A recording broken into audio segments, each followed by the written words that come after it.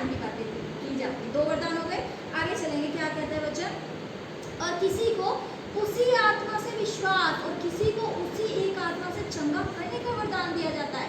यानी तीसरा वरदान हो गया विश्वास। अब विश्वास हम कैसे करते हैं? अरे विश्वास तो हम सब करते हैं, हमने उद्धार किया, यीशु को प्रभु माना, ये विश्वास तो है। लेकिन ये जो विश्वास का वरदान है ना, ये अलग विश्वास है। ये वो विश्वास है जिसे माउंटेन मूविंग फेथ कह सकते हैं, जो पहाड़ों को हिला दे, है ना। कि आपका विश्वास है कि तू विश्वास से क्या ये पहाड़ उधर से उधर हट के लग जा, तो लग जाएगा। तो परमेश्वर इस वरदान की बात करें, कईयों के अंदर ये वरदान भी होता है कि वो प्रार्थना करे तो बारिश रुक जाए, आंधी रुक जाए, तूफान रुक जाए। परमेश्वर उन विश्वास की बात कर रहा है कि ये वाला फेथ भी मेरा गिफ्ट है जो मैं देता हूँ लोगों को, और मैंने अपनी इच्छा के अनुसार बांट दिया संगत के अंदर, ठीक है। आगे लिखा है किसी को उसी एक आत्मा, एक चीज इसके अंदर उसी एक आत्मा, उसी एक आत्मा, उसी एक आत्मा, है ना।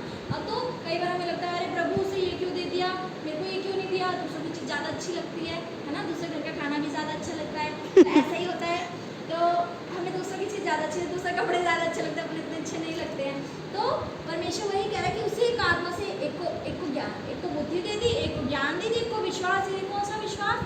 जो पहाड़ों को हटा दे, जो चट्टान को गिरा दे, जो चट्टान को, साल हो गए हमें, 15 साल हो गए मसीह को जानते हो, हमें 20 साल हो गए मसीह को जानते हो, लेकिन कई लोग, इवन मैं तो ज़्यादातर यही देखती हूँ, लोग अपने तौर तरीकों को नहीं बदलते। जो जैसे पहले थे ना वो वैसे हाँ चर्च जाते हैं, हाँ बाइबल भी पढ़ते हैं, उपवास भी करते हैं, प्रार्थना भी करते हैं, अच्छी अच्छी बातें भी बोलते हैं, प्रेज़ द लॉर्ड भी बोलते हैं, मुँह पे ही भी करते हैं। लेकिन इस परमेश्वर यानी पौलुस के द्वारा हमें ये सिखा रहा है कि हमें अपने तौर तरीकों को बदलना है। जब हम अन्य जाति थे, हम गूंगी मूर्तियों के चलाए चलते थे, तब हम उसकी तरह थे, दिखावा करना, ये सब चीज़ें थी।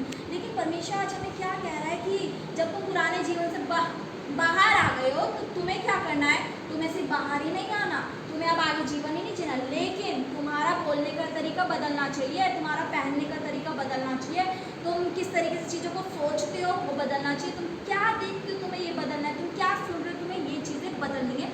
पौलुस के द्वारा प्रभु हम सबसे कह रहे हैं। हम आगे चलेंगे, तीसरा वचन,